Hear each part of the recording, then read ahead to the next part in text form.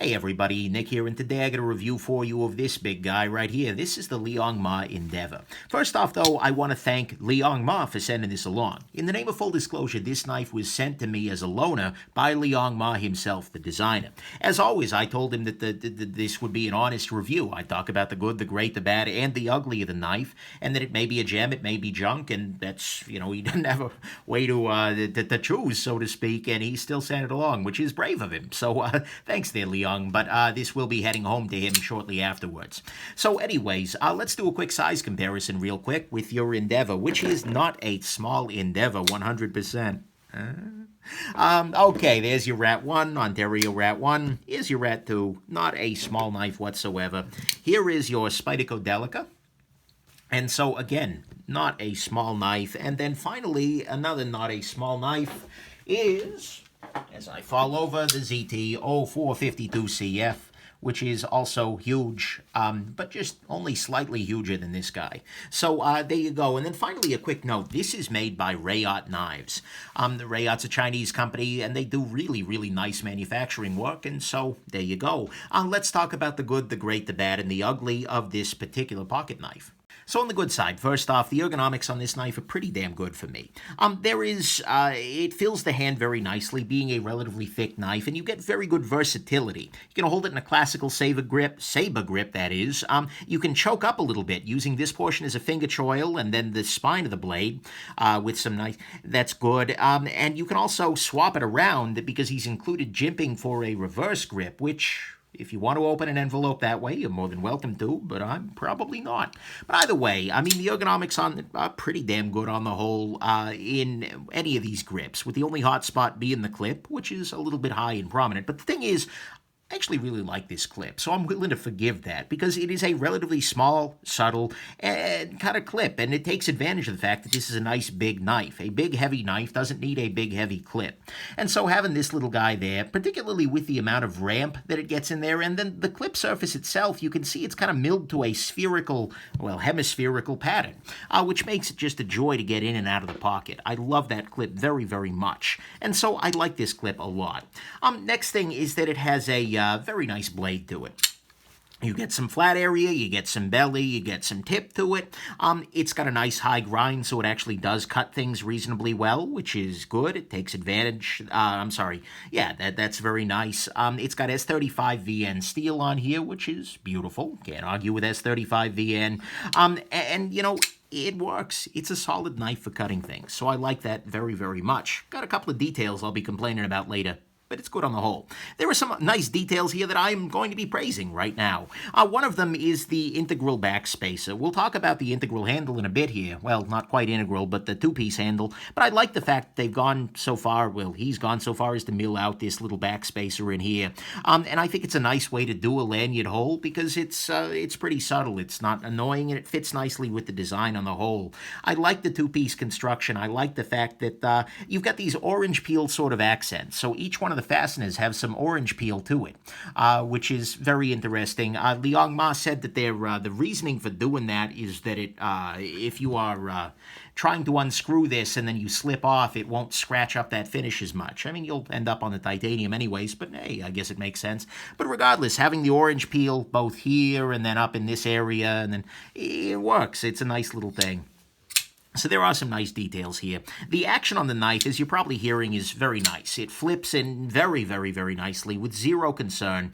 And very nice detent on it, 100%. Rayot does great work with the detents. The other thing is, because this is this little fuller thing, which, but either way, because it is a fuller sort of approach, you can use your middle finger flick to deploy this knife reliably, which is not something that I tend to do, but it is, I'll admit, very fun, and the action is nicely dialed in for that as well.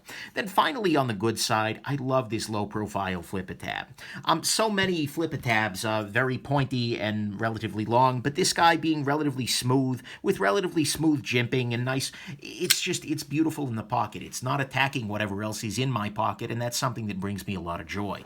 So to me, at least, that all is the good. It's got this low-profile flipper tab that I just freaking love. It's got a nice action to it that both flips and flicks rather nicely. It's got some very nice details to it. It's got a nice blade with a good steel. It's got a nice clip, and it's got good overall ergos in a variety of grips. So that's good. Let's talk about what's great here. So to me, what's great about this knife is the two-piece handle construction because it sets it apart from the pack a little bit. What you can see here is that on most knives you get either a backspacer sort of an affair where you get a central chunk of plastic or metal, or you get a flow-through design where there are really two distinct pieces, whereas on this guy here, you can see that there is just kind of one continuous surface here, even though there are two chunks.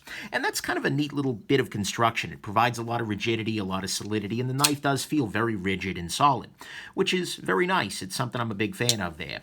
And so it's a little bit unusual, and it's very neat. And the fact that the backspacer is comprised of both of these two parts is just great, and it makes a very, very clean presentation side, which, you know, aesthetically speaking, just does it for me. And so for me, my very favorite part of this knife is the handle 100%.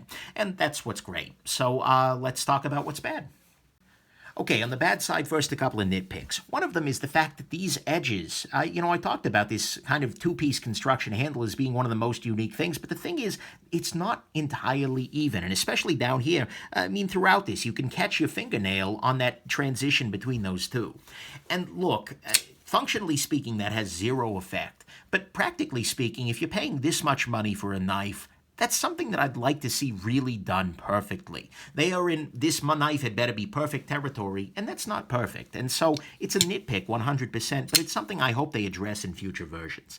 Next thing, this guy is a little bit slippery because, well, most of it is just smooth titanium here. If you choke up, you absolutely have a great grip on it because you've got good jimping and whatnot, and it's contoured well. But if you're holding it back here, it's not a great Vaseline factory knife. It's okay. It's not like dangerous, and the titanium is textured in such a way that you're okay. I don't know. Doesn't bring me a whole lot of joy there.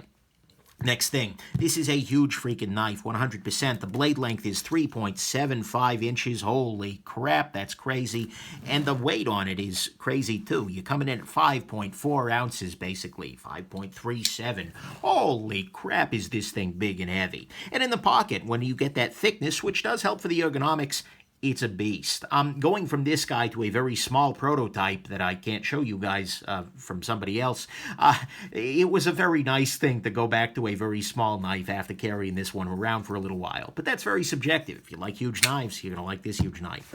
So there you go. The fuller on this guy drives me a little crazy. I am not a big fan of fullers. In this case, it absolutely serves as a valid opening mechanism to pop this knife open, and so it could be good for some people. But for me, usually fullers just exist to trap crap, and particularly with this orange peel texture, which feels a little bit dirty to start with. As I always joke, you cut open a can of oil, you got oil in your fuller. Cut open a thing of cheese with the same knife, you got cheese in your oil and oil in your cheese. It's ugly.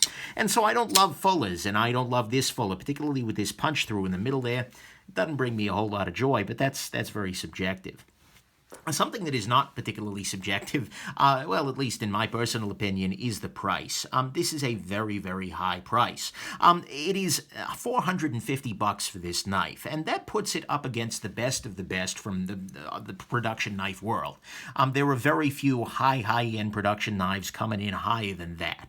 And so it's well made, 100%, and the handle is absolutely different and interesting. There is a lot of good here, but that is a really, really high price point, and the competition there is really, really fierce. And it just doesn't feel like an incredible value. $450 value is often out the window, but I don't know about that price. And so to me, that is absolutely bad. This is a hugely expensive knife. And the other bad things are I'm not a fan of the fuller personally. It's very heavy. It's a little slippery. It's huge, absolutely. And there is some unevenness between the halves, which at $450 should not be there.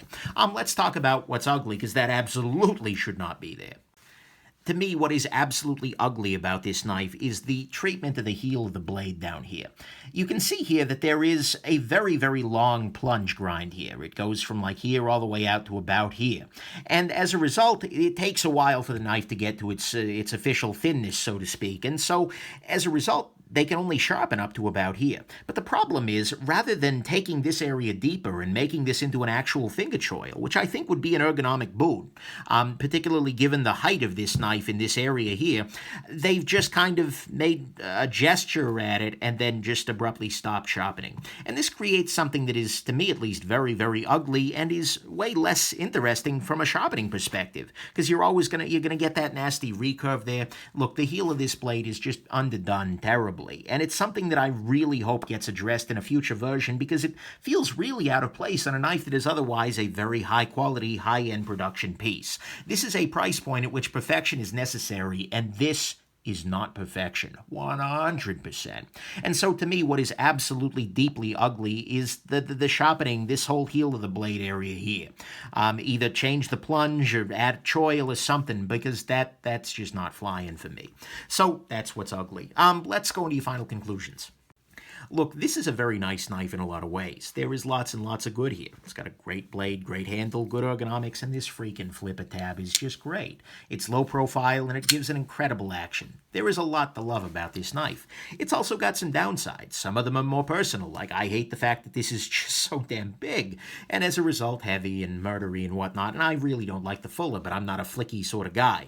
So, and then this part here this is just ugly. This needs to be fixed, and hopefully it will be fixed in future runs, and you'll be looking at him going like, oh, what was he on about? But anyways, it's beside the point. The biggest issue that this knife has is the price point. It's really expensive. $450 is a lot of money, and it puts this guy firmly up against the best of the best. You are in Chris Reeve, Alamic money. You are in every other damn thing Rayot makes is $450. You can buy the best of the best from all the production companies in this kind of price point. And so this is not a knife that I can recommend on the basis of value or anything like that. No, it's an expensive knife. That's just kind of its nature. The real question here is if this design speaks to you. If you are looking at this and going, well, Nick, I don't get it. Why would you pay that kind of money? Then don't buy the knife. I mean, at a very real level, it is that simple. If you are not looking at this and just salivating, then you shouldn't buy this knife. It's great, but it's not that great. And there's a bunch of other stuff out there in the world. But if you are looking at this and you're going, oh my God, I love this design. I love every part of this. Oh my God, yes, Liong Mah, then do it. It's a great knife and you'll enjoy it. So that's kind of where it comes down to. It's a lot of money. If you love the design, you're going to love the knife. But if you don't, I wouldn't bother. So there you go. I hope this has been interesting, and that if you enjoy the design, you find this to be a worthwhile endeavor. But mostly, I hope that you have yourselves an absolutely wonderful rest of your day. Bye now.